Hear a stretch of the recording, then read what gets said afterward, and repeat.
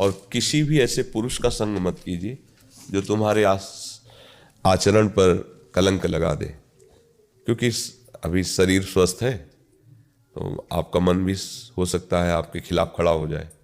इसलिए कभी ऐसा अवसर आए तो गलती मत करना, क्योंकि भगवान ने अब तुम्हें चांस से दिया है निकलने का। इसे भारी प्रतिकूलता है, पति का अनुपस्थित रहना आजीवन, ये तो भारी प्रतिकूलता ही आई ना। अब इस परिस्थिति को मंगल में बना लो, परमपति श्री राधा वल्लभ लाल को अपना प्रीतम मान के और उपासना में दृढ़ हो जाओ, पर फिसलना नहीं। रिश्तेदार नातेदार कोई भी कैसा भी, अपने शरीर को पवित्र रखना। अगर शरीर को व्यभिचार दोष से युक्त कर दिया, किया करा सब मिट्टी हो जाएगा। जो दंड अभी मिला इससे बढ़कर फिर दंड मिलना शुरू हो जाएगा बाहर। बस ये ध्यान रखना, ये दंड है, कर्म का ये दंड है कि हमारा सुहाग उजड़ गया हमारी यौवन अवस्था में ही, पर उसे हम भगवान की तरफ अगर मोड़ दे तो ये हमारे लिए सौभाग्य उदय हो जाएगा। मीरा जी कहती मेरा चूड़ला अमर है, मेरा सौभाग्य अमर भगवान के मार्ग।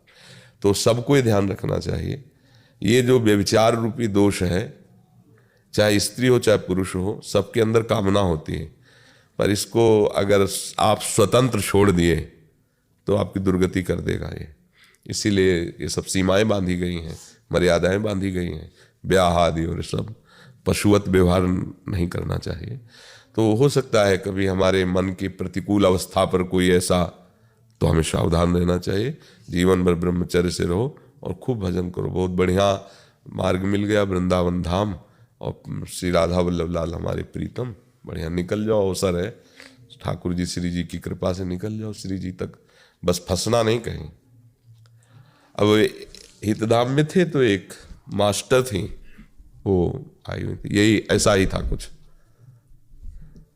उनका हमका बिहारी जी को मानो, राधा वल्लभ लाल जी को अपना प्रीतम मान लो, भजन करो, उनका मानती है।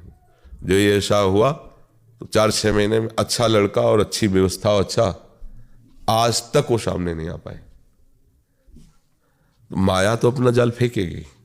मान लो आपको ऐसा भी कोई मिल जाएगा कि हम स्वीकार करते हैं, हमारी प्रॉपर्टी हमारी संपत्ति है आजीवन, तो आनंद सिंधु की तरफ चली थी ना, तो माया ने फेंक दिया अपना जाल, फंसा लिया।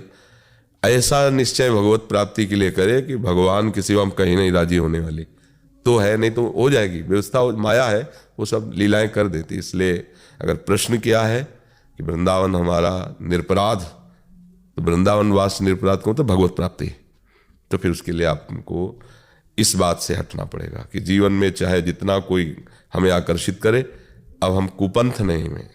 यदि हमारे भाग्य में सांसारिक सुख होता तो भगवान ऐसा करते ही क्यों?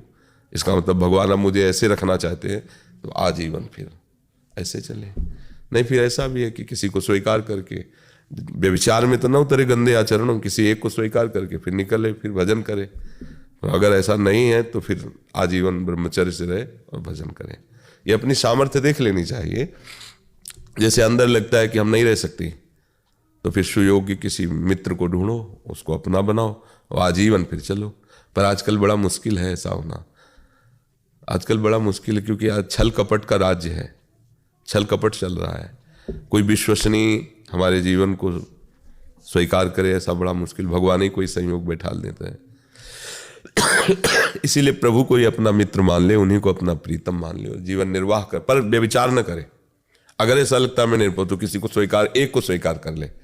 व्यभिचार ये प्रवृत्ति फिर मतलब वो तो बहुत ही सब गया, लोक परलोक सब नष्ट हो जाता है, चाहे स्त्री हो चाहे पुरुष हो।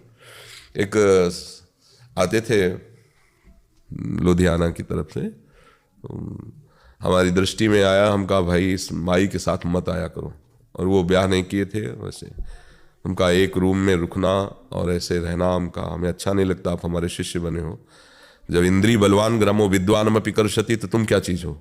अगर तुम अकेले ऐसे, तो मुझे नहीं लगता तुम पवित्र रह सकते हो या तुम्हारा पवित्र संबंध बना रह सकता है। बोले फिर क्या कर सकते हैं? तुमको ब्याह करो। बोले ऐसे कोई करेगा नहीं, तुमका पैसा दे के करो। आप नहीं रह सकते हो ब्रह्मचर्य, तो व्यभिचार नहीं करना, ऐसी भी अपनी अपनी योग्यता के अनुसार सब संसार में मिल जाता है, आप उसकी चेष्टा करो, पर गंदा आचरण मत करो। आज इसके साथ, कल उसके साथ, परसों ये बेविचार प्रवृत्ति ना तो भगवान में लगने देगी और ना धर्म में, क्योंकि इस घोर अधर्म है। ये ठीक बात नहीं। आज के बच्चे, आज के लोग समझते नहीं हैं। ये मनोरंजन नहीं है, ये अपना नाश करना है। बहुत सावधान रहना चाहिए, चाहे स्त्री हो चाहे पुरुष हो। तो देख लो बच्चा अपने अनुसार। हाँ, 2 मार्ग हैं, जिसका भी हो, जैसे भी हो। अगर आप आजीवन के लिए ब्रह्मचर्य मार्ग का, तो ठीक है, नहीं कोई साथी चुन ले, अपनी अवस्था के अनुसार साथी चुन ले।